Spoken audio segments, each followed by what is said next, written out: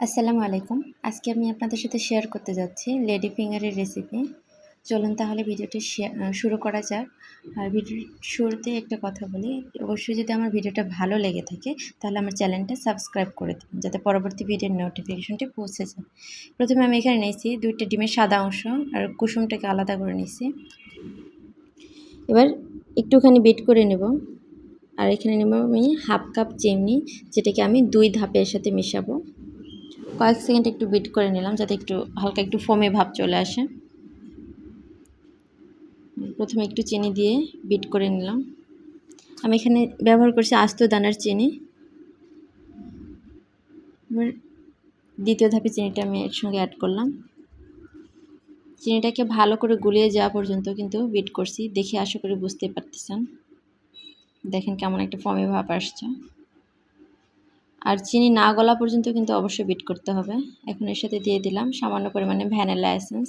ডিমে যেহেতু একটা গন্ধ থাকে সেটার জন্য। আবার কয়েক সেকেন্ড বিট করে নিয়ে দিলাম কুসুম, ডিমের কুসুম। আবার 1 মিনিট এটাকে ভালো করে বিট করে নেব। নেওয়ার পর শুকনো উপকরণগুলো এখন এর সাথে আমি অ্যাড করব। প্রথমেই আমি 1 কাপ ময়দার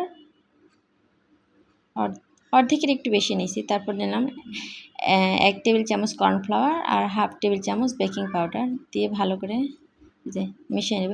এলোমেলোভাবে মিশালে কোনো সমস্যা নেই, আপনার সুবিধা মতো মিশিয়ে নিলেই হবে। মেশানো হয়ে গেছে। একটা ট্রেতে আমি বেকিং পেপার বিছিয়ে নিয়েছি আর ওগুলো এই যে পাইপিং ব্যাগে আমি উঠিয়ে নিয়েছি। লেডি ফিঙ্গারটা আপনার সুবিধা মতো যে কোনো ডিজাইনে দিতে পারেন, কোনো সমস্যা নেই। আপনার ইচ্ছা মতো যে কোনো ডিজাইন আমি আমার মতো করে নিচ্ছি। সবগুলো দেওয়া হয়ে গেছে আমার। এবার একটু নর্মাল পানি নিয়ে যেগুলোর মাথায় একটু সাপোর নিচে আছে সেগুলো একটু সমান করে দেওয়ার চেষ্টা করতেছি। নর্মাল পানি নিয়ে এটা আপনারা করে নিতে পারেন। এরপর আমি এটাকে বেক করার পরে আপনাদেরকে দেখাবো। তার পূর্বে আরেকটা কাজ আছে, সেটা হচ্ছে আমি এখানে যে গুঁড়া করা চিনি আর কি ভালো লাগার জন্য উপর দিয়ে ছড়িয়ে নিচ্ছি একটু।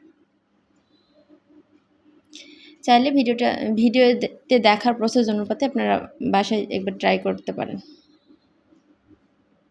বেক করার পরে দেখাচ্ছি এবার।